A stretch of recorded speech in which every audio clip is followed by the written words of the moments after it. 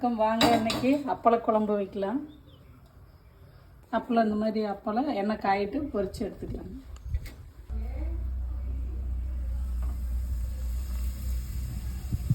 கடுகு போடலாம். இப்போ வெந்தயம் கொஞ்சம் போட்டுக்கலாங்க. இவ்வளோ சின்ன வெங்காயம் எடுத்துக்கலாங்க. அளவு பூண்டு அதையும் போட்டுக்கலாம்.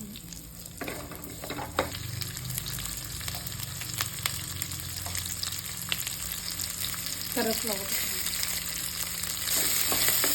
தக்காளி போட்டுக்கலாங்க. தக்காளி வணங்குற கொஞ்சமாக உப்பு போட்டுக்கலாங்க. போட்டு கொஞ்ச நேரம் மூடி தக்காளி நல்லா வணங்கிடுச்சுங்க.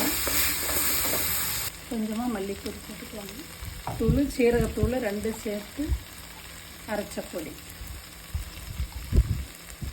அது கொஞ்சம் எலுமிச்சம்பழச்சோடு புளி தண்ணி கரைச்சி வச்சு ஊற்றிக்கலாங்க.